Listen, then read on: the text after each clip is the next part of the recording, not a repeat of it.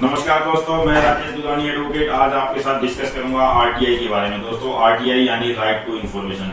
दोस्तों आरटीआई 2005 में आई। उससे पहले दोस्तों भारत में इंफॉर्मेशन लेने से रिलेटेड कोई विशेष एक्ट नहीं था।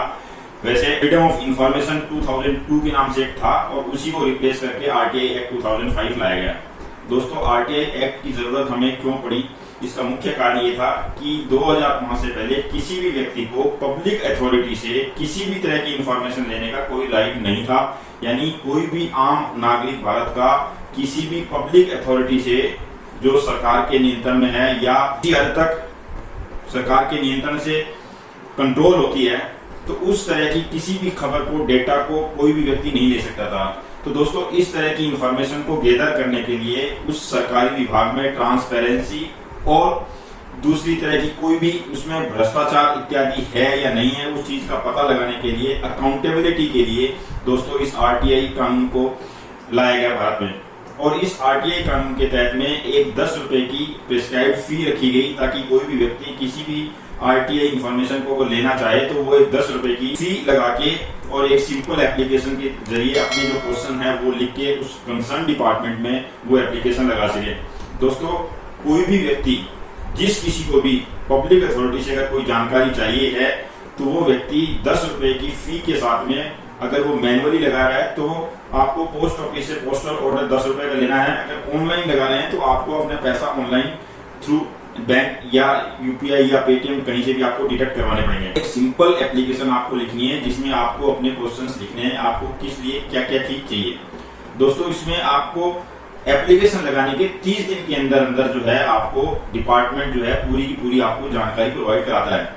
अगर मान लीजिए वो 30 दिन के अंदर आपको जानकारी नहीं प्रोवाइड कराता तो दोस्तों आपको 30 दिन के अंदर अंदर फर्स्ट अपील करने का अधिकार है और आप 30 दिन के अंदर फर्स्ट अपील दायर कर सकते हैं। उसमें एक बात और है, अगर आपको अथॉरिटी ने अगर आपको कोई इंफॉर्मेशन प्रोवाइड कराई है लेकिन आप उस इंफॉर्मेशन से संतुष्ट नहीं है तो भी आप अपील में जा सकते हैं। और फर्स्ट अपील में आप जाने के बाद में आपको ऐसा लगता है कि फर्स्ट अपील में जाने के बाद भी आपको आपके अनुसार उत्तर नहीं मिल रहा है या आपका जो सवाल है उसका जवाब आपको नहीं मिल रहा है, तो दोस्तों आप सेकेंड अपील में भी 90 डेज के भीतर जा सकते हैं। और सेकेंड अपील में 90 डेज के भीतर जाने के बाद अगर आपको कंसर्न अधिकारी से जवाब नहीं मिल रहा है तो कंसर्न अधिकारी के ऊपर में 250 रुपए पर डे के हिसाब से पेनल्टी लगाने का भी इसमें प्रावधान है और वो पेनल्टी 25,000 रुपए तक लग सकती है। अगर दोस्तों आपको ऐसा लगता है कि आपको सेकेंड अपील के बाद भी आपके क्वेश्चन का जवाब नहीं मिला है तो फिर आप रिट के द्वारा हाई कोर्ट को अप्रोच कर सकते हैं या सुप्रीम कोर्ट में भी जा सकते हैं रिट में। दोस्तों आरटीआई कानून 12/10/2005 से पूरे भारत में लागू हुआ और 15/10/2005 को शाहिद रजा नाम के एक व्यक्ति ने पुणे में सबसे पहले आरटीआई दाखिल की थी थाने में, जिसके तहत उसने कुछ इन्फॉर्मेशन मांगी थी पुणे में एक थाने से। तो दोस्तों आरटीआई कानून के तहत में सरकारी अधिकारी के ऊपर में एक तरह की ये पाबंदी है कि वो आपके द्वारा पूछे गए क्वेश्चंस का आंसर दे ताकि उस डिपार्टमेंट में ट्रांसपेरेंसी और किसी भी तरह की अगर भ्रष्टाचार हो रहा है तो उस बात का पता चल सके, वो बात उजागर हो सके। इसीलिए अकाउंटेबिलिटी और ट्रांसपेरेंसी के लिए आरटीआई एक्ट जो है लागू किया गया था। तो एक बात मैं और शेयर करना चाहूंगा कि आरटीआई एक्ट के तहत एक प्रावधान ये भी है कि किसी की लाइफ एंड लिबर्टी से रिलेटेड अगर क्वेश्चन है तो उस अधिकारी को 48 घंटे के भीतर भीतर आपको उस चाही गई जानकारी के बारे में बताना जरूरी है। यानी किसी की जीवन मरण का अगर सवाल है तो आपका जो टाइम पीरियड है वो 30 दिन के बजाय 48 घंटे का ही होगा। 48 घंटे में उसे जवाब देना होगा। लेकिन कुछ ऐसी इंफॉर्मेशन हैं जो आरटीआई के तहत नहीं आती, जैसे देश से सुरक्षा से जुड़ी कुछ बातें, संप्रभुता से जुड़ी बातें, कॉपीराइट से जुड़ी बातें, किसी की पर्सनल निजी जानकारी से जुड़ी बातें, देश से की कुछ गोपनीय बातें जो कि नहीं बताई जा सकती देश की सुरक्षा को देखते हुए।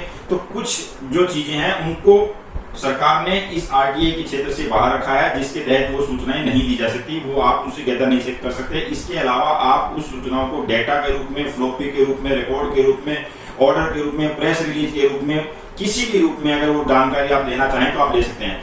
इसमें एक बात बड़ी अहम है, बहुत से लोगों को आरटीआई के तहत जानकारी कैसे लेनी है, उसकी ड्राफ्टिंग है, उसके क्वेश्चनर नहीं बनाने हैं। उसमें मेरा एक सुझाव ये है कि अगर आपको ये नहीं समझ में आ रहा कि किस तरह के क्वेश्चन पूछे जाए, क्या किस तरह से जानकारी हासिल की जाए, तो दोस्तों आप उसमें एक सिंपल सी चीज लिख सकते हैं कि उस कंसर्न फाइल की सारी नोटिंग, सारी के सारे ऑर्डर और उस फाइल के सारी प्रोसीडिंग्स के पेपर मुझे दिए जाएं। तो दोस्तों अगर ये तीनों चीज आप मांग लेते हो तो कुल मिला के आपकी जानकारी से संबंधित सारी चीजें उसमें आ जाती है। इसमें जो चार्जेस हैं वो ₹2 पर पेज रखे गए हैं, यानी आपको जितने भी पेज लेने हैं उस पर ₹2 पर पेज लगेंगे। इसके अलावा आपको फ्लॉपी के रूप में, पेन ड्राइव के रूप में, सीडी के रूप में, हर तरह से आप हार्ड कॉपी में जानकारी ले सकते हैं, उसके भी अलग अलग चार्जेज हैं।